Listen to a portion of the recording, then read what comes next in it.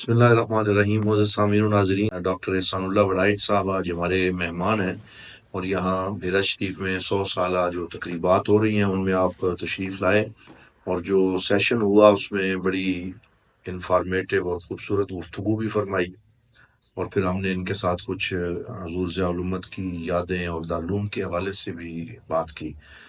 तो मुझे पता चला कि आप बड़े काबिल डॉक्टर भी हैं और बड़े-बड़े उलमा जो हैं और अहले इल्म उनको भी आप सेहत के हवाले से मुशावरत मुहैया करते हैं।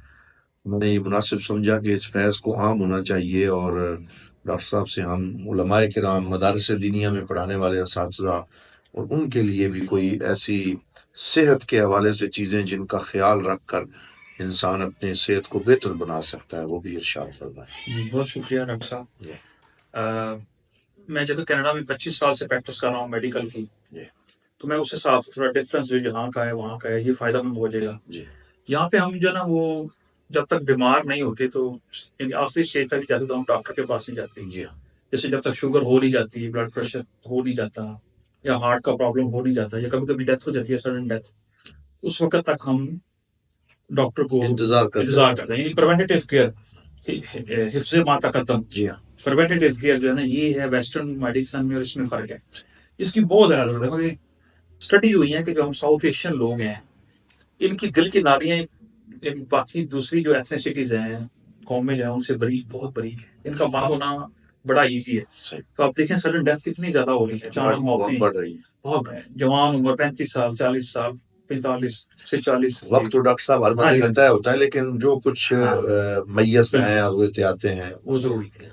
वो ये है कि आप अपना जब भी 35 से ऊपर आपकी उम्र है तो आप एक दफ़ा ब्लड टेस्ट ज़रूर कराएँ, अपनी शुगर ज़रूर चेक। शुगर बहुत टाइप 2 डायबिटीज़ बहुत कॉमन है साउथ एशिया के अंदर। क्यों? हम चावल जो खाते हैं, रोटी यानी कार्बोहाइड्रेट्स ना नशास्तदार ग़िज़ाएँ, आलू और फिर स्वीट्स और फिर लाइफ़स्टाइल में हमारा एक्सरसाइज़ नहीं है, फिर स्ट्रेस लेवल, जी। माशी परेशानियाँ, वैसी परेशानियाँ, ट्रैफ़िक, ये काम नहीं हो रहा दफ़्तर में, ये वो, ये सारी इकट्ठी होके आपको शुगर को बहुत बढ़ाती है। पर शुगर जो है वो आपको किडनी को फ़ेल करती है, हार्ट को फ़ेल करती है।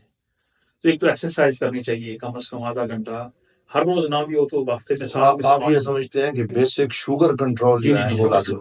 शुगर नंबर 1 उसको चेक कराएँगे तो पता चलेगा। बिल्कुल। क्योंकि अलामत नहीं आती उसकी, एसिम्प्टोमेटिक रहती है वो कम से कम 5 टू 6 ईयर्स। अच्छा। तो फिर जब अलामत आती है तो फिर वो बहुत डैमेज कर चुकी होती है। हुँ।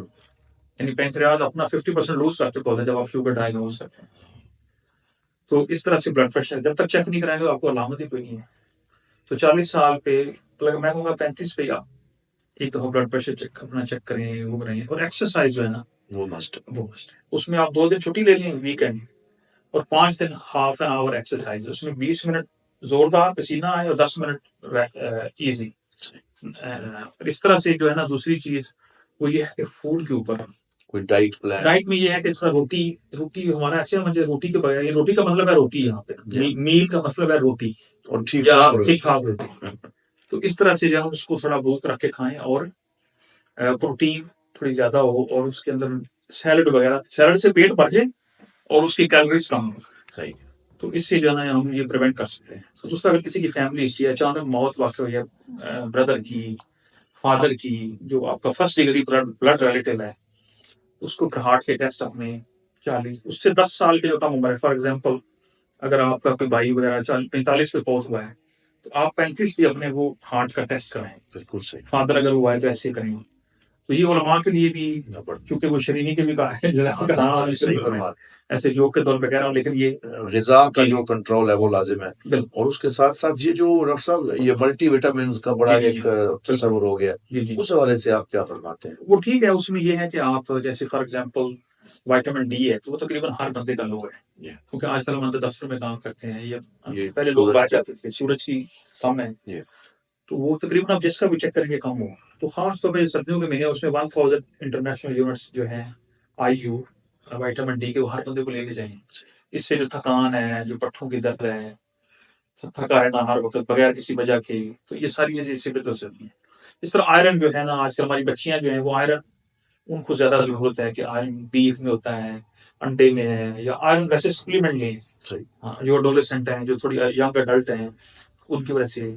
उसके अलावा विटामिन B12 है। इसमें डॉक्टर साहब ये कंपनियां बहुत सी चली हुई हैं जो अपनी आप यूं समझ लें कि पब्लिसिटी के लिए भी या कमाई के लिए जी। वो इंसान को पता नहीं होता और इस तरह कोई विटामिन लोग लेते रहे और नहीं, इस तरह तो नहीं लेने चाहिए, तो वो डेंजरस है, क्योंकि ये यू नेवर नो कि इसके अंदर स्टीरॉयड हो, कुछ हो। हाँ लेकिन मैं ये जो रेगुलर कह रहा हूँ, आयरन है, आयरन के सप्लीमेंट चाहिए होते हैं।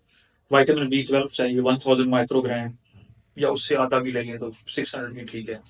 विटामिन डी है, तो ये इनफ है सर, कि इनके जरिए जो है आपकी पूरा होता रहता है चीज। बाकी जो ऊट पटांग चीजें हैं, इनसे बिल्कुल इज्तनाब किया इतना होना चाहिए। और बिल्कुल जो नॉन सर्टिफाइड बंदे हैं, चलो अगर सर्टिफाइड है की मैं तो ठीक है, आई रिस्पेक्ट द ये ओपिनियन। ये लेकिन बिल्कुल ही जिसका पता ही नहीं है, ये अताई फलान लोग अताई लोग, उनसे भी अताई हर तरह के चीजों से बचना चाहिए। बिल्कुल वो अताई हकीम से भी बचना चाहिए और अताई आलिम से भी यानी जिसने बाकायदा बिल्कुल, सर्टिफाइड तरीके से ये नॉलेज मैं बोलना चाहता था लेकिन मैं नहीं बोला, मैंने कहा हाँ वो मैंने कहा आपके मनसब हिस्से नहीं का है काम मेरा। है जी कर जी तो माशा ये बड़े माशाल्लाह खूबसूरत उन्होंने चंद बड़ी अहम बातों की जी तरफ इशारा किया। डॉक्टर एहसानुल्लाह बड़ाई साहब के हम शुक्रगुजार हैं। आज इनसे जो गुफ्तगू शुनीद हुई उसमें बड़ा लुत्फ आया। अल्लाह ताला ने इनको जो है वो मेडिकल के साथ साथ दीनी जो शौक अता फरमाया है वो बड़ा काबिल तहसीन है। अल्लाह करीम इनकी तौफीकात खैर मजीद अता आमीन, फरमाए। बहुत आपका बहुत शुक्रिया। मेहरबानी।